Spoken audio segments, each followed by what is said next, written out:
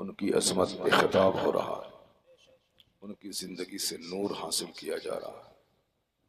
हमें जीने का हौसला हुसैन देते हैं, हमें अल्लाह रब्बुल इज्जत की खातिर सब कुछ लुटाने का जज्बा हुसैन देते हैं। मुश्किलात और मुसीबतों में घिर कर सब्र की रस्सी को कैसे थामे रहें, ये सबक हुसैन अपनी जिंदगी से देते हैं। वक्त पड़े तो अपनी गर्दन कटा के दीन कैसे बचाया जाए, ये जज्बा इमाम आली मकाम देते हैं। जो लोग अल्लाह की राह में गर्दनें कटा देते हैं, कुरान कहता है कि उन्हें मुर्दा मत कहो, वो जिंदा है। तो इमाम आली मकाम मुर्दा नहीं बल्कि वो जिंदा है।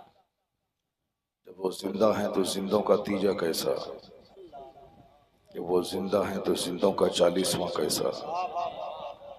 तीजा तो उसका होता है, मेरा बाप मरे तो मैं तीजा करता हूँ, मेरा बाप मरे तो मैं 40वां करता हूँ। और हुसैन आजम का तीजा कैसा, तीजा करे वह जिसका हुसैन मर गया, 40वां करे वह जिसका हुसैन मर गया। हमारा हुसैन जिंदा है, इसलिए हम तीजा नहीं मनाते, हम हुसैन की शहादत की याद मनाते हैं। हम हुसैन आजम की अजमत का चर्चा करते हैं, हम हुसैन आजम की जिंदगी से नूर हासिल करते हैं। इमाम आली मकाम का नाम हमें मोटिवेशन देता है, इमाम हुसैन के नाम से हमें जिंदगी मिलती है। हुसैन आजम जिंदा है, जिंदा से जिंदगी मिलती है। और Hussain Azam is the greatest martyr of mankind. एक बहुत बड़े पढ़े लिखे स्कॉलर ने कहा है कि हुसैन मुसलमानों की नहीं बल्कि सारी दुनिया इंसानियत के शहीद आजम है, पूरे मानव संसार के शहीद आजम है। अपने बेगाने सबों के लिए आदर्श है हुसैन, अपने बेगाने सबों के लिए मॉडल है हुसैन, जन्नती नौजवानों के सरदार हैं हुसैन, अहले बैते अतहार के काफिला सालार हैं हुसैन, हजरत मौला अली के चश्मो चराग हैं हुसैन। जिस नबी का हम कलमा पढ़ते हैं उस नबी की आंखों का तारा है हुसैन। जिस सैयदाए कायनात फातिमा ज़हरा रज़ी अल्लाह ताला अन्हा से सारी दुनिया रोशन है, जिनकी अजमतों से उसके दिल का टुकड़ा है हुसैन। हुसैन आजम बता गए कि कैसे बातिलों से दबा नहीं जाता है, कैसे 22,000 के बीच में अपना सर फख्र से ऊंचा किया जाता है। वो बता गए कि घिघिया के जिंदगी की भीख नहीं मांगी जाती है, बल्कि दुश्मनों की आंखों में आंखें डालकर जिया जाता है। तो जिसने जुल्म किया वो आज मर गया, और जिसने सब्र किया वो आज जिंदा है। आज हुसैन सब्र करने के बाद जिंदा है, हुसैन अपनी गर्दन कटाने के बाद भी जिंदा है। हुसैन की लाश को घोड़े की टापों से रौंद दिया गया, मगर हुसैन आज जिंदा है। हर घर में जिंदा है हुसैन, हर दिल में जिंदा है हुसैन, हर सीने में जिंदा है हुसैन। हुसैन जिंदा है, आज सारी दुनिया में रोशनी है, ये हुसैन की दी हुई। आज हम काफिरों के बीच में भी शान से जी रहे हैं, ये जीने का जज्बा देता है हुसैन। जालिमों का अंजाम तबाही है, ये कहते हैं हुसैन। जुल्म मिटने के लिए ही दुनिया में आया है, ये बताते हैं हुसैन। वरना जिसने मैदान करबला में 22,000 की फौज जमा कर दी, जिसने हुसैन के घर वालों को शहीद कर दिया, आज उनका खुतबा हर घर में पढ़ा जाना चाहिए था कि वो जंग जीत गए। मगर आज यजीद की कब्र पे एक बंदा नहीं जाता है, मगर हुसैन की कब्र पे करोड़ों लोगों की हाजिरी हो रही है। यजीद नाम का एक फर्द किसी समाज में मौजूद नहीं है, मगर हुसैन नाम के करोड़ों लोग मुस्लिम समाज में मौजूद हैं। यजीद की फातिहा किसी घर में नहीं होती है, मगर हुसैन आजम की फातिहा घर घर में हो रही है। यह इस बात की दलील है कि जुल्म में मर गया और सब्र जिंदा है, बातिल दब गया और हक आज भी जिंदा है। इसका मतलब है कि जंग सिर्फ दुश्मनों को मार के नहीं जीता जाता है, बल्कि हक की खातिर कट के भी जंग जीता जाता है। हुसैन आजम फिलॉसफी ऑफ लाइफ का नाम है। हुसैन आजम फलसफे हयात का नाम। कुरान करीम एक थ्योरी है, हुसैन आजम उसकी चलती फिरती तफसीर का नाम। मुस्तफा जान रहमत ने कहा था कि मैं तुम्हारे दरमियान दो चीजें छोड़ के जा रहा हूं, एक कुरान अल्लाह का कलाम और एक दूसरी चीज मेरी अहले बैत। इन दोनों को मजबूती से थामे रखना। लन तदिल्लु, you will not go astray, तुम गुमराह नहीं होगे अगर तुमने कुरान को मजबूती से पकड़े रखा। जो लोग फिक्शन पढ़ते हैं वो गुमराह हो सकते हैं, जो लोग नॉवेल पढ़ते हैं वो गुमराह हो सकते हैं, जो लोग सिर्फ फिजिक्स और केमिस्ट्री पढ़ते हैं वो गुमराह हो सकते हैं, जो लोग सिर्फ बायोलॉजी और एस्ट्रोलॉजी पढ़ते हैं वो गुमराह हो सकते हैं, जो लोग सिर्फ मैथ और इंग्लिश पढ़ते हैं वो गुमराह हो सकते हैं, जो लोग सिर्फ अखबार पढ़ते हैं वो गुमराह हो सकते हैं। और आज की तारीख में बेशुमार लोग सिर्फ फेसबुक चला के गुमराह हो गए, सिर्फ व्हाट्सएप चला के गुमराह हो गए। बेशुमार लोगों की जिंदगी तबाह हो गई सिर्फ व्हाट्सएप यूट्यूब चला चला कर। 16 साल का एक जवान 35 साल की लड़की से की मोहब्बत में गिरफ्तार होकर अपनी जिंदगी बर्बाद कर डाला सिर्फ स्मार्ट मोबाइल चलाने की वजह से। 25 साल की एक खूबसूरत खातून वो सिर्फ मोबाइल चला चला कर एक 60 साल बुढ़े को दिल दे बैठी और अपनी जिंदगी तबाह हो बर्बाद कर डाली। वह नौजवान जिसे डीएम बनना था वो चपरासी भी नहीं बना, सिर्फ गली कूचे की एक लड़की का आशिक और दीवाना बन के अपनी जिंदगी तबाह हो बर्बाद कर दी।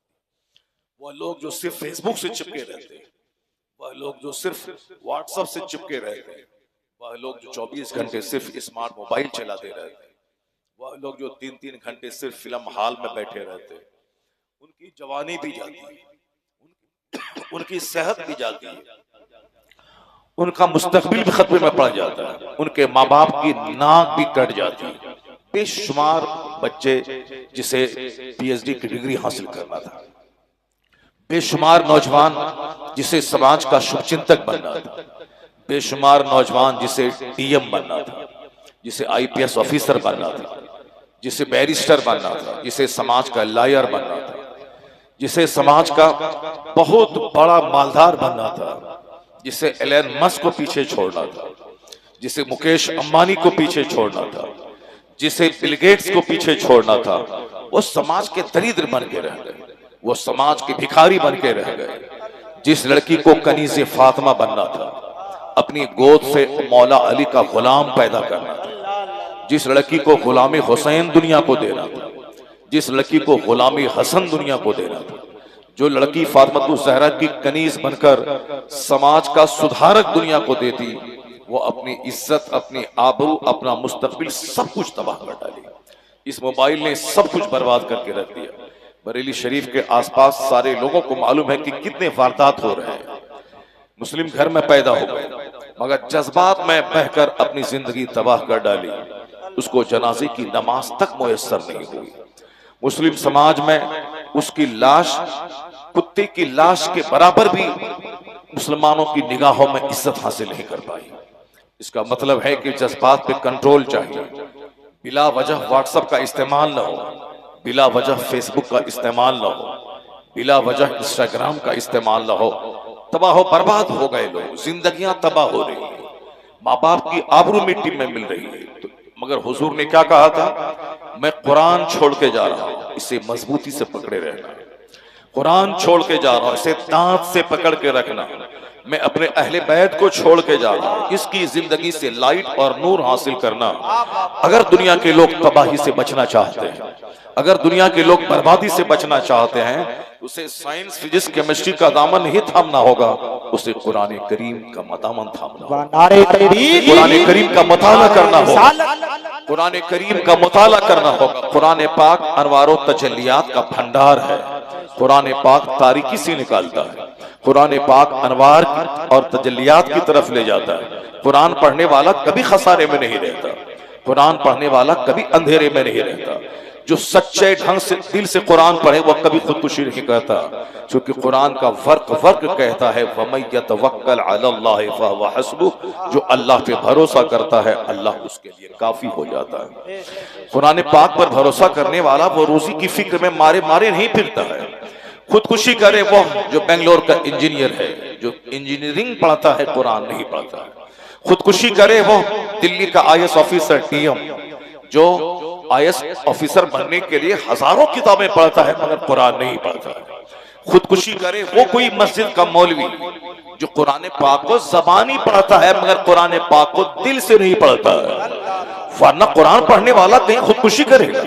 कुरान पढ़ने वाला ये जानता है कि जब अल्लाह सांप और छुछंदर को रोजी देता है, जब अल्लाह बंदर को रोजी देता है, जब अल्लाह शराबी पापी सबको रोजी देता है, जो अल्लाह को सजदा करेगा क्या अल्लाह उसको भूखा रखेगा? जो दीन का काम करेगा क्या वो भूखा मरेगा? जो नमाज पंजगाना पढ़ेगा क्या वो भूखा रहेगा? नहीं नहीं, ये तो सोच का फेर है।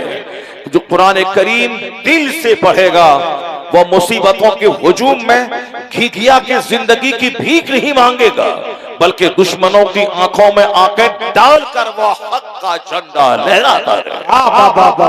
नारे तकबीर, नारे रिसालत, जिक्रे शहीद आज़म, मसलके आला हजरत, अराकीने कमेटी। आज जरूरत है कि कुरान करीम पढ़ा जाए। आज जरूरत है कि हर घर में कुरान करीम सुना जाए। आज से 50 साल पहले जब मुसलमानों की आबादी से बंदा गुजरता था तो कहीं ना कहीं किसी घर से कुरान पाक की तिलावत की आवाज आती थी। अक्सर घरों से अल्लाहू अल्लाहू की आवाज आती थी। अक्सर घर से कलमा और इस्तिगफार की आवाज आती थी। ये मुस्लिम सोसाइटी की पहचान थी कि रात के आखिरी पहर में अल्लाह रब्बुल इज्जत से इस्तिगफार करना, दुआ करना, कलमा पढ़ना, कुरान पाक की आवाज आती थी। कहीं औरतें सिसकियां ले रही हैं सजदे में सर रखकर, कहीं मर्द कुरान करीम की तिलावत करके आंसू बहा रहे हैं। ये मुस्लिम सोसाइटी का तुर्र इम्तियाज था, ये मुस्लिम सोसाइटी की पहचान थी, ये मुस्लिम सोसाइटी की आइडेंटिफिकेशन थी। जब किसी काफिरों के गांव से लोग गुजरता था तब कहीं से ढोल की आवाज आती थी, कहीं से बाजे की आवाज आती थी, कहीं से झांझन की आवाज आती थी, कहीं से गाने बजाने की आवाज आती थी। लेकिन अगर मुस्लिम सोसाइटी से लोग गुजरते थे कहीं तिलावत की आवाज आती थी, कहीं से कलमा और दुरूद की आवाज आती थी, कहीं से दुआ करने की आवाज आती थी। मैं 11 साल की उम्र में अपने घर से बाहर निकला, मैं एक जगह गया, मैंने देखा वहां रात के आखिरी पहर में रोजाना बिल्कुल दिल से कलमा पढ़ने की आवाज आ रही है, कबूतर की तरह आवाज निकाली जा रही। उस वक्त तो बच्चा होने के नाते हंसते थे, लेकिन जब बाद में किताबों का मुताला किया तब पता चला कि उस आबादी में वो बूढ़ा कबूतर की आवाज निकाल के वह कलमा का विर्द करता था। ये मुस्लिम सोसाइटी की पहचान थी। मुसलमानों की औरतें भी आंचल उठा के अपने बेटे, अपने भतीजे और अपने शौहर के लिए दुआएं करती थी। लेकिन कैसा पलटा वक्त खाया है कि आज काफिरों की सोसाइटी में जाए तो रात के 10 बजे के बाद लाइट ऑफ हो जाती है कि अब रोशनी का गलत इस्तेमाल नहीं होना चाहिए। अंधेरे में गहरी नींद आती है और गहरी नींद जिंदगी के लिए बहुत जरूरी है और रोशनी बर्बाद नहीं करना चाहिए। स्ट्रीट लाइट भी वह लोग बुझा देते हैं और सुबह के 4 बजे उठकर मर्द और औरतें सेहत पाने के लिए वो सड़कों पे चलते हैं, हाथ में लाठी लेकर वॉक करना। रामदेव जी ने उससे कहा है कि हेल्दी रहना है, वॉक करना होगा, योगा करना होगा। तो अपने धर्म गुरु की बात मानने के बाद वह लोग वॉक भी कर रहे हैं और योगा कर रहे हैं। सोने का घर भी अगर बना ले, गोल्ड का घर, अगर सेहत नहीं है तो सब बेकार है। अगर हमारे दरवाजे पर 50 करोड़ की कार मौजूद रहे लेकिन अगर तंदुरुस्ती नहीं है तो वह कारें राह का ढेर है। जिंदगी का मजा असल में तंदुरुस्ती से है। आदमी नमक रोटी खाएगा मस्त रहेगा, 10 किलोमीटर पैदल चलेगा मस्त रहेगा, आदमी सूखी रोटी भी चबा लेगा तंदुरुस्त रहेगा। लेकिन अगर मैदा ही खराब रहे, लीवर खराब रहे, किडनी खराब रहे, साहब लंग्स खराब रहे, आदमी का ब्रेन खराब रहे, आदमी के जोड़ जोड़ में शदीद दर्द हो, वो कहता है कि करोड़ों रुपए देके अगर कोई डॉक्टर मुझको सेहत दे सकता है तो मैं करोड़ों रुपए देकर मैं सेहत को तरजीह दूंगा, न कि हालत बीमारी में तड़प तड़प के पैसे को गिनने को मैं तरजीह दूंगा। वह लोग समझ गए कि सेहत बहुत बड़ी दौलत है, मगर हमारे लोगों ने उनका उनका उनका तमाशा ले लिया। हमारे लोग रात के 3 बजे तक व्हाट्सएप में लगे, हमारे लोग रात के 2:30 बजे तक फेसबुक में लगे, हमारे लोग रात के 2-2 बजे तक गाने बजाने में लगे, हाथ में रिमोट है, टेलीविजन की स्क्रीन पे न जाने क्या क्या देखने में लगे हैं। यही वजह है कि जो समाज दुनिया को बहादुर देता था, जो समाज दुनिया को वीर दिया, जो समाज दुनिया को सलाहुद्दीन अय्यूबी दिया, जो समाज दुनिया को औरंगजेब जैसा आदिल बादशाह दिया, जो समाज दुनिया को इमाम गज़ाली जैसा फिलसफर दिया, जो समाज दुनिया को जलालुद्दीन सियूती जैसा मुहक्किक दुनिया को दिया, आज वह समाज क्या दे रहा है दुनिया को? गुटखा खोर दे रहा है। वह समाज दुनिया को खैनी खोर दे रहा है। वह समाज दुनिया को जलील किस्म का फर्द दे रहा है। वह समाज दुनिया को साहब रजीलों की तादाद दुनिया को दे रहा है। वह समाज चपरासी भी समाज दुनिया को नहीं दे पा रहा है। वो गांव के लोग साहब रजील किस्म के आशिक दुनिया को दे रहा है। IAS ऑफिसर कहाँ चले गए? IPS ऑफिसर कहाँ चले गए? समाज के सुधारक कहाँ चले गए? जैसे जाहिर सी बात है, जैसी माँ होगी वैसा बच्चा होगा, जैसा बाप होगा वैसा बच्चा होगा, जैसी जमीन होगी वैसी फसल होगी, जैसा दरख्त होगा वैसा फल होगा, जैसा नाकारा बीज होगा उसी तरह का पौधा होगा। माँ पर डिपेंड करता है कि बच्चा कैसा होगा, बाप पर मुनहसिर है कि बच्चा कैसा होगा। ये करबला की तारीख हमें ये पॉइंट भी बताती है। माँ ऐसी जबरदस्त थी जो कभी जबान पे शिकवा का लफ्ज नहीं लाया। माँ ऐसी जबरदस्त थी जो सुबह से लेकर शाम तक मकसद हयात की तकमील इबादत इलाही में लगी रहती थी। शौहर की खिदमत करती थी, अपने बाल बच्चे को पालती थी, और फिर रात में फुर्सत का वक्त मिले जब सारी दुनिया में सन्नाटा छाया हुआ रहे, इशा की नमाज के बाद नफल के लिए इबादत में खड़ी हो जाती, सजदे में झुक जाती। कभी एक सजदे में सुबह हो रही है, कभी एक रकात में सुबह हो रही है। माँ इसी लाजवाब रात सजदे में गुजर रही है, दिन शौहर की खिदमत और खुदा की इबादत में गुजर रही है, और बाप ऐसा लाजवाब है कि जो की रोटी खा रहे हैं, 40 केजी की तलवार उठा रहे हैं, दुश्मनों के बीच घिर के एक झाड़ के शेर की तरह दुश्मनों पे गरज और बरस रहे हैं। मजहब इस्लाम की तबलीग का जबरदस्त रोल अदा कर रहे हैं। बाप ऐसा लाजवाब जो भूखे रहने के बावजूद दुश्मनों पे आफत बन के टूट रहे हैं। बहरे तस्लीम अली मैदान में सर झुके रहते हैं तलवारों के। आला हजरत कहते हैं कि मौला अली मुश्किल कुशा शेर खुदा, जिनको सलाम करने के लिए मैदान जंग में तलवारों का सर झुका रहता था, वो बहादुरों के सरदार मौला अली मुश्किल कुशा मौला अली भूखे रहते हैं, नमाज़े पंजगाना अदा कर रहे हैं, रात में लंबा कयाम कर रहे हैं, दिन में जिहाद कर रहे हैं। कभी रोजा रखे तो 3 दिन का फाका है, कभी यतीम आवाज दिया तो सारी रोटी उठा के यतीम को दे रहे हैं, कभी मिस्कीन ने आवाज दी तो सारी रोटियां उठाकर मिस्कीन को दे रहे हैं, कभी कैदी ने आवाज दी तो सारी रोटियां उठाकर कैदी को दे रहे हैं। यूफूना बिन नज़्र, ये वो घर वाले हैं जो नजरें पूरी करते हैं। वयुतइमूना ताम अला हुब्बिही यतीमों व मिस्कीनों व असीरा, यह लोग खाना खिलाते हैं, कभी यतीम मिस्कीन और कैदी को। खाना खिलाने के बाद ये नहीं कहते हैं कि लफ्ज़ थैंक्स बोलो, लफ्ज़ शुक्रिया बोलो, मैंने रोटी खिलाई है तो मेरा शुक्रिया अदा करो। नहीं नहीं, ला युरीदून मिनकुम जज़ा, वो कहते हैं कि मैं तुमसे शुक्रिया नहीं चाहता, लफ्ज़ थैंक्स तेरी ज़बान से नहीं सुनना चाहता, मैं इस नेकी का अज्र सिर्फ खुदा वाहिद से मैं लेना चाहता हूँ। ला नुरीदु मिनकुम जज़ाअ वला शुकुरा, मैं तुमसे इस रोटी का कोई बदला नहीं मांगता, मैं तुमसे इसका कोई लफ्ज़ शुक्रिया तेरी जबान से नहीं सुनना चाहता। मैंने जो कुछ किया है फाका करके तुझको खिलाया है, इसका बदला सिर्फ रब्बे करीम से मैं चाहता हूँ, सिर्फ मैं खुदा वाहिद से चाहता हूँ।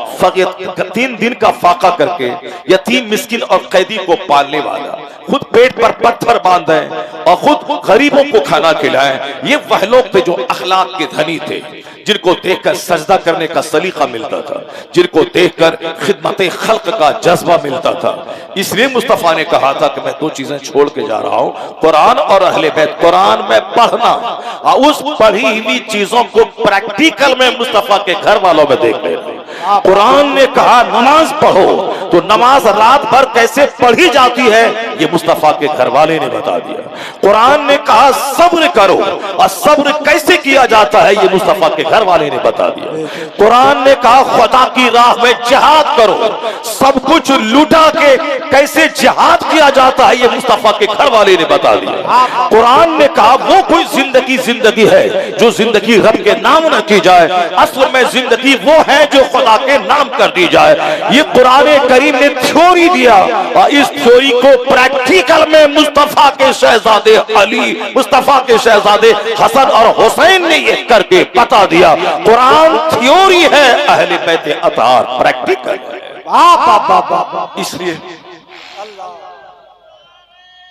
इसलिए मुस्तफा ने कहा कि मैं दो चीज छोड़ के जा रहा हूं, अगर तुम इसको मजबूती से पकड़े रहोगे तो गुमराह नहीं होगे, भटकोगे नहीं, राह रास्त से नहीं भटकोगे। जब बाप रात भर का सजदा करने वाला और दिन भर जिहाद करने वाला, और माँ दिन भर अपने बच्चों और अपने शौहर की खिदमत करने वाली और फर्ज अदा करने वाली, और रात पूरी की पूरी नफल इबादत में गुजार देने वाली, जब माँ ऐसी थी अब बाप ऐसा लाजवाब था, तो अल्लाह ने बच्चा कैसा जबरदस्त अता फरमाया।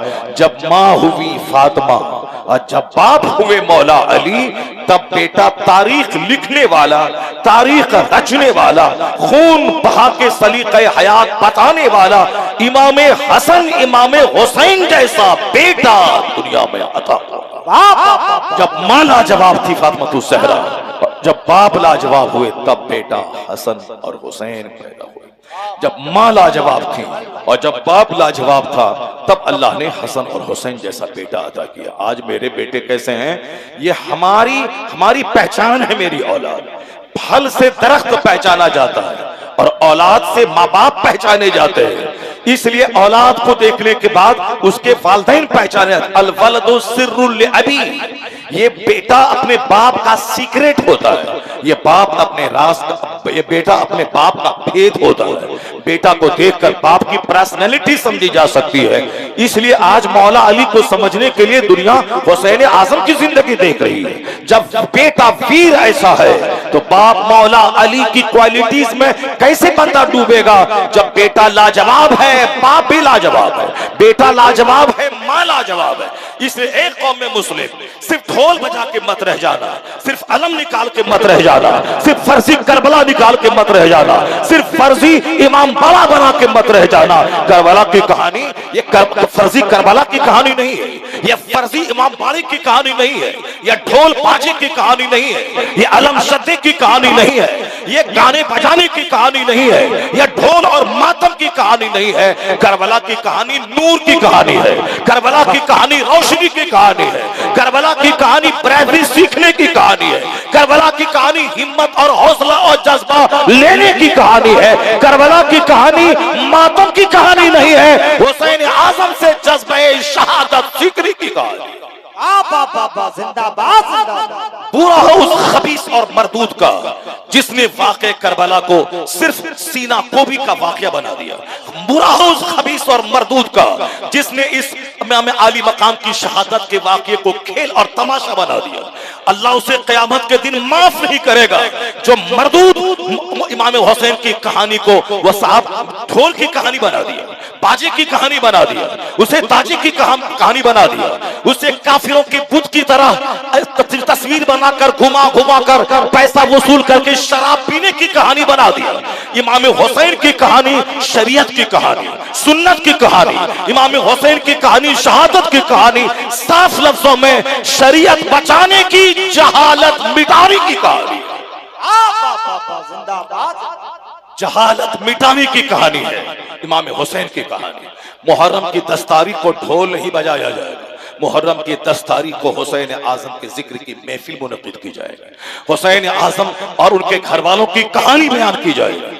मुहर्रम की 10 तारीख को कसम खाया जाएगा कि हम मुस्लिम समाज में जहालत को कभी पिनपने नहीं देंगे, मुस्लिम समाज में हम कभी इलिटरेसी को फरोग देने नहीं देंगे, मुस्लिम समाज में किसी ढोलबाजी के लिए कोई जगह नहीं है, मुस्लिम समाज में नाच और गाने के लिए कोई जगह नहीं है, मुस्लिम समाज में सीना पीटने और मातम करने की कोई जगह नहीं है। इस्लाम मजहब है नमाज और रोजे सिखाने वाला, इस्लाम मजहब है हज और ज़कात का पैगाम देने वाला, इस्लाम मजहब है खिदमत खल्क की तालीम देने वाला, इस्लाम मजहब है अपने पड़ोसी से हुस्न सुलूक का पैगाम देने वाला, इस्लाम मजहब है मानवता का पैगाम दुनिया को देने वाला। तो हमें मातम करके चूड़ी पहन के घर में नहीं बैठना है, बल्कि हर 10 तारीख को आंखों में बिल्कुल शहादत का जज्बा लेके कहना है, हुसैन ने तलवारों के साए में सजदा नहीं छोड़ा, अब मैं एयर कंडीशन मस्जिद में सजदा नहीं छोड़ूंगा, मैं नमाज़े पंजगाना नहीं छोड़ूंगा। कसम खा ले कि जब मेरा इमाम 22,000 तलवारों के हुजूम में सजदा किया तो मैं अपने घर को सजदे से भर दूंगा,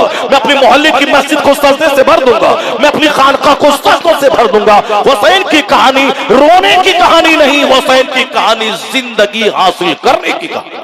बाबा नारे तकबीर, नारे रिसालत, जिक्रे शहीद आज़म। किसने इसे रोने की कहानी बना दिया, किसने इसे मातम की कहानी बना दिया? हमने तरदीद उसकी की है जो मुहर्रम को मातम की कहानी बना दिया, जिसने मुहर्रमुल हराम को औरतों की तरह रोने की कहानी बना दिया, जिसने मुहर्रमुल हराम को काफिलाना रस्म और रिवाज मुस्लिम सोसाइटी में लाने की कहानी बना दिया। हमारा त्योहार ईद आता है, ईद का त्योहार, रोजाना 5 नमाज है, ईद के दिन 6 नमाज है, ईद के दिन 6 नमाज है। यह है मेरा फेस्टिवल। त्योहार आता है तो सजदा बढ़ जाता है, त्योहार आता है तो नमाज बढ़ जाती है। एक रास्ते से जाओ अल्लाह अकबर कहता हुआ, दूसरे रास्ते से आओ अल्लाह अकबर ला इलाहा इल्लल्लाह वल्लाहु अकबर वलिल्लाहिल हम्द, ताकि सारी गलियां सदाए तकबीर से गूंज जाए, सारी गलियां सदाए तकबीर से गूंज जाए। ये मेरा त्योहार है। वह दूसरों का त्योहार क्या है? अपने हाथ से कुछ बनाना, उसको कुछ घुमाना, फिर ले जाके उसको दरिया में डाल देना। उसका त्योहार क्या है? चंदा करना, शराब पीना, नाचना गाना, चंद रिकॉर्डिंग बजा देना, फिर उसके बाद दूसरों को तकलीफ देना, ले जाके नदी में फेंक देना। ये दूसरों का त्योहार है कि त्योहार के नाम पे ड्रामा, त्योहार के नाम पे डांस, त्योहार के नाम पे दूसरों को तकलीफ, त्योहार के नाम पे औरतों की इज्जत से खिलवाड़, त्योहार के नाम पे बेहयाई, त्योहार के नाम पे बेशर्मी, त्योहार के नाम पे उछल कूद, ये उनका त्योहार है। लोग कहते थे ईद देखो, रोजाना 5 नमाज, ईद के दिन 6 नमाज। लोग कहते हैं बकरीद देखो, रोजाना 5 नमाज, बकरीद के दिन 6 नमाज। एक नमाज अलग से वाजिब हो गई, अब सजदा बढ़ गया। तो ईदगाह जाने से पहले सदका फित्र निकाल दे, गरीबों के चूल्हे जलने का ख्याल कर दे। सिर्फ तू ही सवई खा के ईदगाह मत जा, गरीबों को भी खाने का मौका दे दे। तो मेरा त्योहार खैरात बढ़ा देता है, मेरा फेस्टिवल चैरिटी बढ़ा देता है, मेरा फेस्टिवल गरीबों का एहसास बढ़ा देता है, मेरा फेस्टिवल फ्रेटर्निटी, ब्रदरहुड, चैरिटी बढ़ा देता है। तो हम त्योहार के दिन खैरात बढ़ा देते हैं, सजदा बढ़ा देते हैं। 1 लाख का बकरा खरीदा, उस गोश्त के 3 हिस्से करते हैं, एक हिस्सा अपने घर में, एक अपने दोस्त अहबाब में, एक गरीबों और मिस्किनों में। जो गरीब कभी जिंदगी में 1 लाख के बकरे का गोश्त नहीं खाता हो, वो बकरीद के दिन खा ले, क्योंकि आज गोश्त खाकर फ्रीज में बचा के मुहर्रम तक ले जाने का दिन नहीं है। आज तो अल्लाह के नाम पे जानवरों का खून बहाकर या गोश्त अल्लाह की तरफ से एक तोहफा, एक गिफ्ट है, उस गिफ्ट के खुद खाने और दूसरों को खिलाने का दिन है, और जमा करके रखने का दिन नहीं है। तो मेरा त्योहार कुर्बानी बढ़ा देता है, मेरा त्योहार सजदा बढ़ा देता है, मेरा त्योहार खैरात बढ़ा देता है। तो हमारे त्योहार में डांस कहाँ है? हमारे त्योहार में ढोल कहाँ है? हमारे त्योहार में नाच कहाँ है? हमारे त्योहार में डीजे कहाँ है? हमारे त्योहार में प्योरिटी है, हमारे त्योहार में पाकीज़गी है। औरतें ईदगाह पे नहीं जाएंगी इसलिए कि वह ईद बकरीद की नमाज ना पढ़े, वह घर में रहे। औरतें जुमा की नमाज के लिए मस्जिद नहीं जाएंगी, क्योंकि उनका पर्दे में रहकर जोहर पढ़ लेना जुमा पढ़ने से बेहतर है। औरतें ईद बकरीद पढ़ने नहीं जाएंगी, उनका पर्दे में रहना ईद बकरीद की नमाज पढ़ने से ज्यादा जरूरी है। तो पर्दा में रखने के लिए औरतों पे ईद बकरीद वाजिब नहीं है, पर्दा में रखवाने के लिए इसे जुमा की नमाज इस पर फर्ज नहीं है। जब जुमा की नमाज इस पर फर्ज नहीं है, जो जुमा का दिन हफ्ता दिनों की ईद का दिन है, जो जुमा की नमाज हफ्ता दिनों की बड़ी नमाज है, वो नमाज मर्द पढ़े जिस पर जुमा फर्ज है, वह 3 दिन लगातार नमाज ना पढ़े तो उसका दिल मरने लगता है, उसके दिल पे गफलत का ताला लगने लगता है। औरतें साल का सारी जिंदगी नमाज ना पढ़े, वो उस पर जुमा की नमाज फर्ज नहीं है, वो अपने घर में रहे।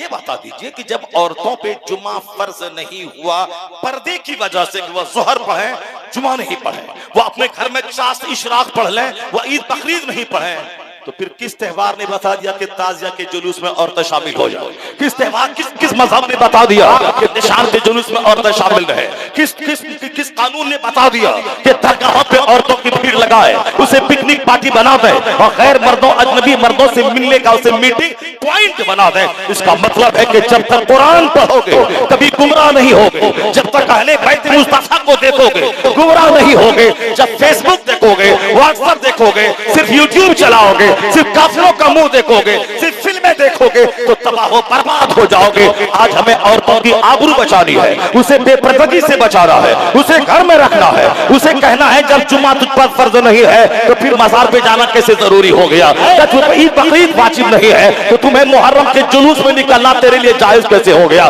जब तू जुम्मा पढ़ने मस्जिद नहीं जा सकती तो फिर तू जुलूस में कैसे निकल सकती है? करना फी बुयूतिकुन्ना वला तबर्रजना तबर्रुजल जाहिलिया, यानी औरतें अपने घरों में ठहरी रहे, दौरे जाहिलियत की खवातीन की तरह मारे मारे मत फिरे। आज जितना फितना है दुनिया में, ज़िना का फितना, बलात्कार का फितना, बदनिकाही का फितना, औरतों के किडनैप का फितना, औरतों से ज़िना करने का फितना, ये सारा फितना सिर्फ बेपर्दगी की वजह से, बेहयाई की वजह से, बेशर्मी की वजह से, औरतों के बाहर मारे मारे फिरने की वजह से इस्लाम पैगाम देता है कि ए औरतों घर में ठहरी रहो, अपनी इज्जत की हिफाजत करो, कोई कोर्ट कचहरी कोई नहीं रहे, औरतें पर्दे में रहे, ज़िना का खात्मा हो जाएगा, बेशर्मी का खात्मा हो जाएगा। नारे तकबीर, नारे रिसालत, जिक्र शहीद आज़म, सरज़मीन खतोला नूरी नगर। इमाम हुसैन रज़ी अल्लाह तआला अन्हु की कहानी हौसले की कहानी है, सेंटीमेंट की कहानी है, मुसीबतों के बीच में घिर के सब्र करने की कहानी है। अब जरा गौर से सुनिए, मैं सिर्फ वाकयात की रोशनी में 2-4 बातें आप तक कहना चाहता हूँ। अहले बैत अतहार ने क्या किया है और हमें क्या करना चाहिए। कुरान करीम की एक आयत में मैंने तिलावत की, उसका मफहूम मैं बता देता हूं कि वाकयात बयान करना मकसद होता है या वाकयात के पेट से जो नसीहत मिलती है, असल में मकसद वो नसीहत है, वो नसीहत है। अकीमी सलात अल ज़िक्री, मुझको याद मेरे जिक्र के लिए नमाज कायम करो।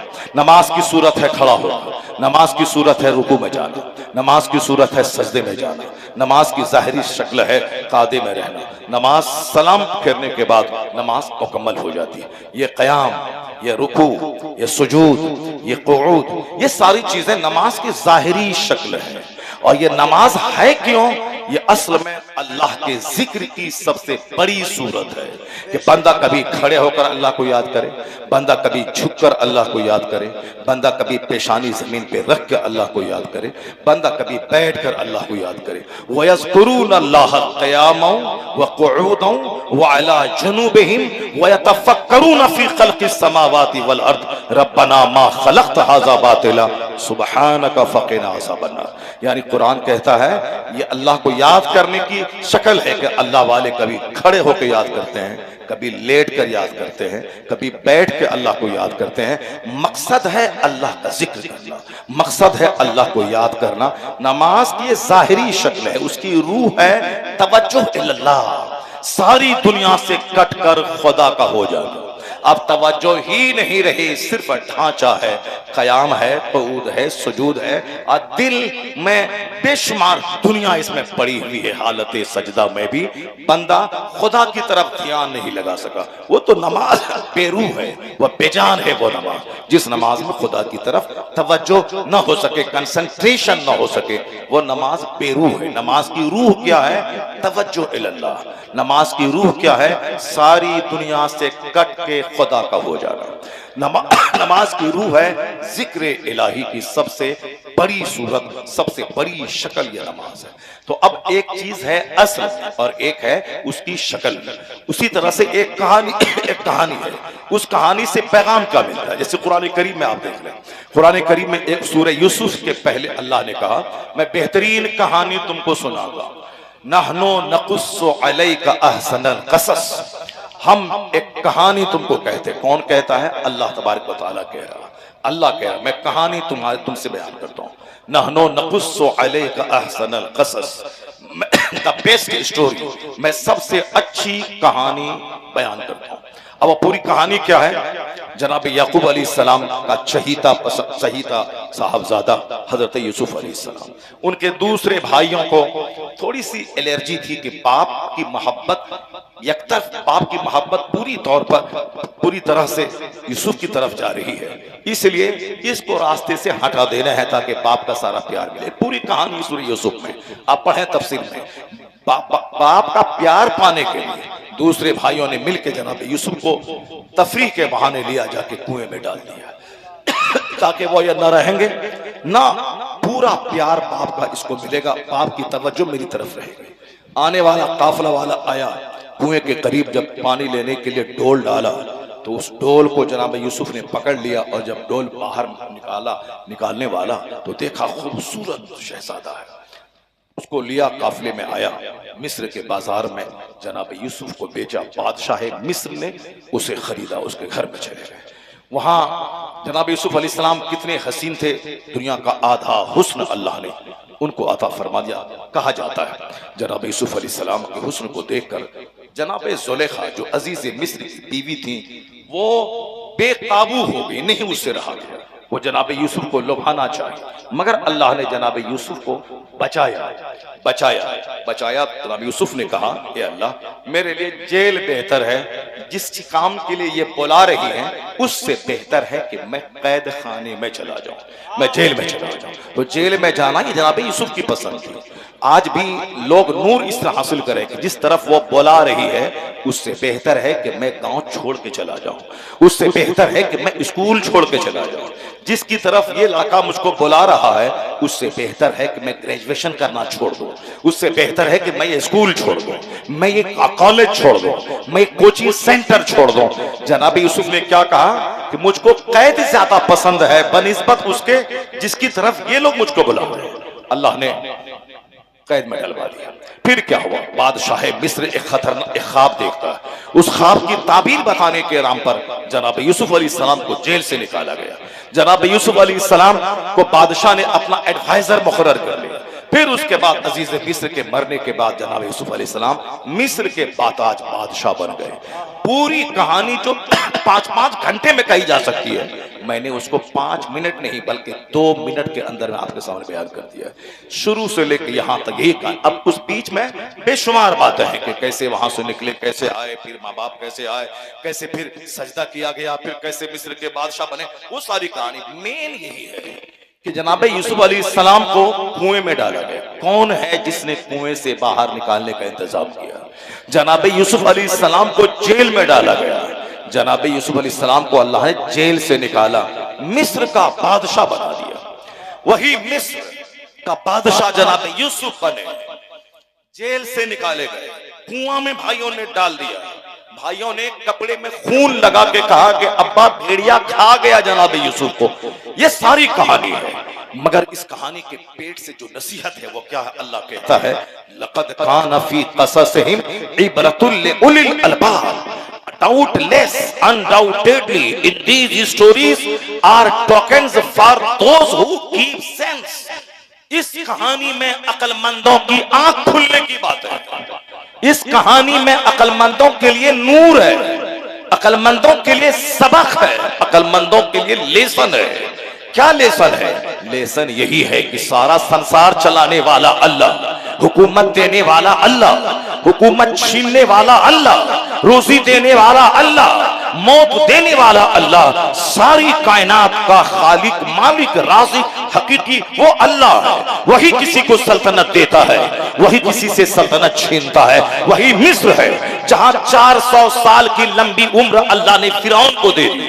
अब फिरौन के दिमाग में जब कीड़ा काटा, खुदाई का दावा किया, अल्लाह ने लंबी छूट दे दी। लेकिन उसके बाद जब पकड़ा है अल्लाह ने फिरौन को, समंदर में डुबा दिया। वो खिगियाता रहा कि अब मैं ईमान लाता हूं, अब मैं ईमान लाता हूं। अल्लाह ने कहा अल आना वक़द असैत क़ब्ल व कुन्त मिनल मुफ़्सिदीन, अभी तू ईमान लाता है, इससे पहले तू फसादी और बागी था। आज मैं तेरी डेड बॉडी बचाऊंगा, लाश। अल यौम नुनज्जीका बिबदनिका लितकून लिमन खल्फका आया, आज मैं तेरी लाश बचाऊंगा ताकि आने वाले लोगों को ये पता चले कि घमंडी का अंजाम क्या होता है, मगरूर का हश्र क्या होता है, खुदाई का दावा करने वाले का अंजाम क्या होता है। वही खुदा है जो मिस्र में फिरौन को बादशाह बनाता है, फिर बादशाहत छीन कर उसे दरिया में डुबा देता है। वही खुदा है जो बादशाह मिस्र फिरौन को बनाता है और फिर फिरौन की बादशाहत छीन कर उसे दरिया में डुबा देता है। वही खुदा है जो जनाबे यूसुफ को कुएं से निकालकर, जो जनाबे यूसुफ को जेल से निकालकर मिस्र का बाताज बादशाह बना दे।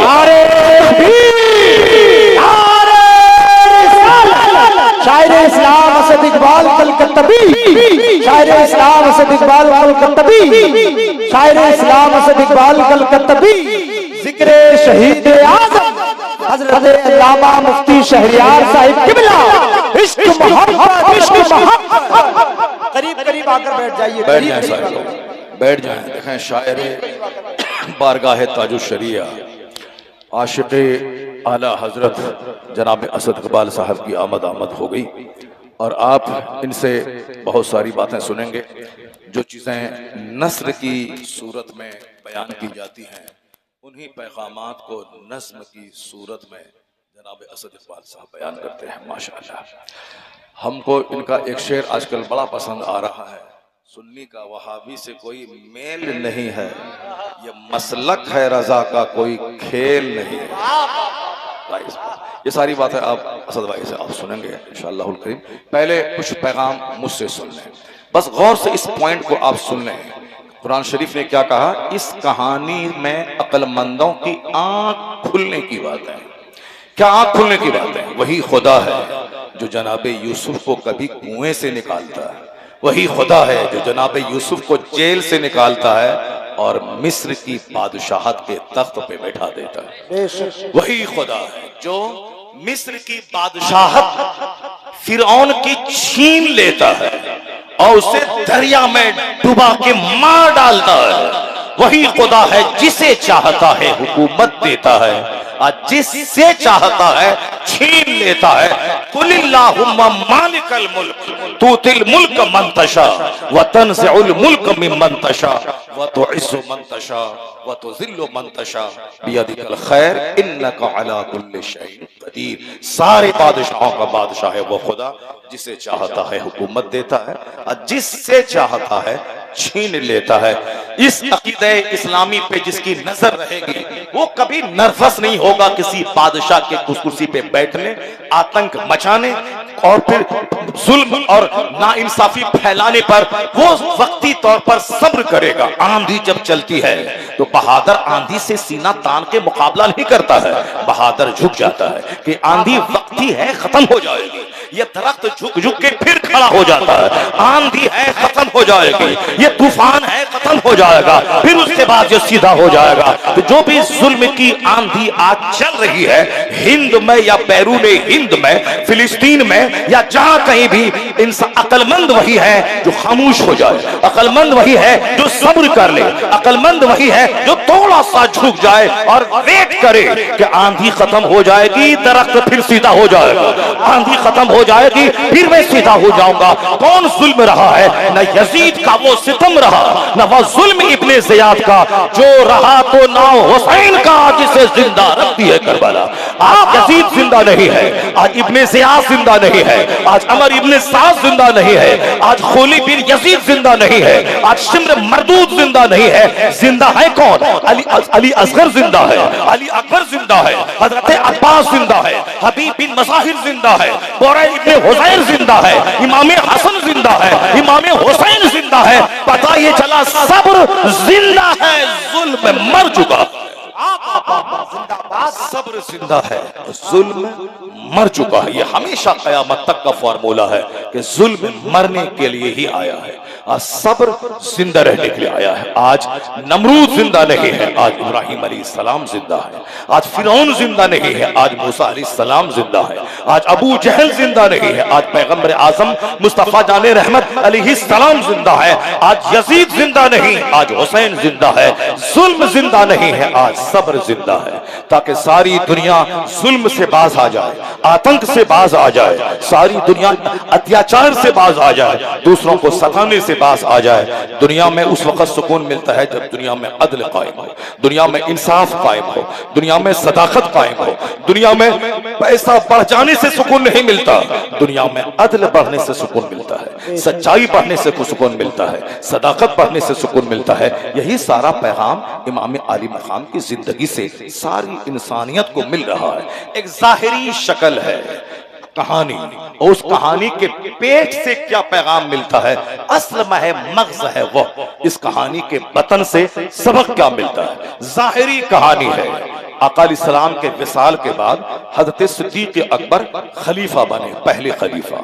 2 साल तक आपने खिलाफत की बागडोर संभाली और बिल्कुल हुस्न इंतजाम के साथ आपने काम किया, मजहब इस्लाम को कहीं से कमजोर नहीं होने दिया। 2 साल के बाद आपका विसाल हो गया। हजरत उमर फारूक आज़म रज़ी अल्लाह तआला अन्हु उस गद्दी को संभाला, दूसरे खलीफा बने आप। उन्होंने 10 साल तक हुकूमत की, शान से हुकूमत की। उनके दौर में रूम फतह हुआ, जनाब फारूक आज़म रज़ी अल्लाह अन्हु के जमाने में ईरान फतह हुआ। यह 2 महाशक्तियां थी अपने अहद अपने जमाने की, यह दोनों सरनिगो हो गई। अब उसके बाद कोई कैसर नहीं पैदा हुआ, फिर कोई किसरा नहीं पैदा हुआ। जनाब फारूक आजम के जमाने में दोनों महाशक्तियां जेर हो गई, इस्लाम का दबदबा और गलबा पैदा हो गया। 10 साल के बाद फारूक आजम शहीद हो गए। हजरत उस्मान गनी 12 साल तक उस खिलाफत की बागडोर को आपने संभाला।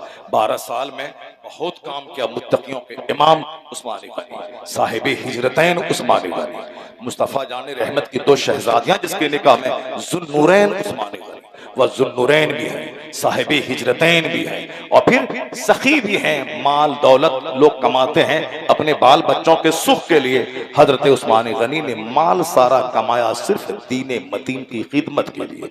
यही वजह है कि उस्मान के साथ लफ्ज़ गनी लग गया है। क़यामत तक जब जब उस्मान बोला जाएगा, लफ्ज़ गनी बोला जाएगा। लैसल ग़िना अन कसरतिल अर्द वलाकिन्नल ग़िना ग़िनन नफ्स। असल में मालदारी मालो दौलत की बोहतात और फरावानी की वजह से नहीं होती, असल में मालदारी दिल की मालदारी है। हजरत उस्मान गनी शहीद हो जाते हैं। उनकी शहादत के बाद हजरत मौला अली ने उस गद्दी को संभाला। 6 साल तक आपने इंतहाई सलीकामंदी और हिकमत के साथ चंद छोटे मोटे वाकयात और मुश्किलात के बावजूद आपने सब्र की रस्सी को मजबूती से थामे रखा। हिकमत के साथ इस्लाम को की शक्ल कहीं से बिगड़ने नहीं दी, बल्कि खिलाफत राशिदा की जो कड़ी थी, आखिरी कड़ी खलीफा चारुम बनकर हजरत मौला अली ने बहुत बड़ी दीन की खिदमत आपने अंजाम दी। मौला अली शहीद हो गए। सुबह सवेरे फजर की नमाज को जाते थे, आसपास के लोगों को जगाते हुए जाते थे। उसी वक्त दुश्मन ने उसी वक्त का सिलेक्शन किया, जिस वक्त ये फजर के लिए घर से उठ के आसपास के लोगों को जगाते हुए जाएंगे, उस वक्त इनको मैं शहीद कर दूंगा। तो दुश्मन ने उसी वक्त घात लगा के आप पर खतरनाक वार किया। मौला अली रज़ी अल्लाह तआला अन्हु शहादत का जाम पी लिए। उनकी शहादत के बाद 40,000 अरब ने हजरत इमाम हसन के हाथ पर बैअत की, उनको अपना खलीफा मान लिया। यह हिस्ट्री मैंने आपके सामने बयान की, जो हिस्ट्री एक लंबी तवील हिस्ट्री है, बिल्कुल शॉर्ट करके, ताकि सारा फिगर आपके दिमाग में आ जाए कि करबला की जंग क्यों हुई और करबला का वाकया क्यों पेश आया। मैंने आपको बताया कि इस्लामी स्टेट जो मदीने में कायम हो चुकी थी, आका अलैहिस्सलाम उसके कील कांटे सब दुरुस्त करने के बाद, चूंकि हुजूर को अल्लाह के वादे के मुताबिक मौत का मजा मजा चखना था और फिर अपनी कब्र में रहकर, मोमिनों के घरों में रहकर, मोमिनों के दिलों में रहकर मोमिनों के काम को देखना था कि मैंने जो बाग लगाया है, मेरा गुलाम उस बाग की सिंचाई कैसे करता है, उसकी रखवाली कैसे करता है। अब मेरे गुलाम करेंगे अब, और वो मेरा बादशाह अपनी कब्र अनवर से हम गुलामों के हालात का जायजा लेगा। फनबीयुल्लाह हय, अल्लाह के नबी जिंदा है और रोजी दिए जाते हैं। वो मेरे अहवाल, मेरे अमाल, मेरी एक्टिविटीज का मुशाहिदा करते हैं कि देखें मेरा कौन गुलाम बहादुर है, कौन बादशाहत की लगाम थाम के अदल से काम लेता है, कौन जुल्म करता है। वो सब कुछ नजारा कर रहे, चूंकि सब दिन बज़ाहिर जमीन पे दुनिया में सबको रहना नहीं है, इसलिए आकर चले गए। हुजूर ने जिस तरह से अब बाग लगाया था, जैसी सिंचाई की थी, उसका नतीजा देखा गया कि सिद्दीक, उमर, उस्मान, अली ने किस तरीके से इस्लाम को एक इंच कहीं से दबने नहीं दिया, बल्कि सबों ने अपनी अपनी खिदमतों से इस्लाम की बेपनाह खिदमत की, जिससे इस्लाम का चमन आज पूरी दुनिया में हरा भरा है और मुस्कुरा रहा है। ये चारों हैं जिनकी खिदमतें इतनी हैं कि कल क़यामत के दिन जब अल्लाह इन चारों यारों को मकाम बुलंद अता करेगा, तब सारी दुनिया जान पाएगी। तो सहाबा तो 1,24,000 कमो बेश थे, मगर ये चारों यारों ने जानिसारी का, वफा का हक अदा कर दिया।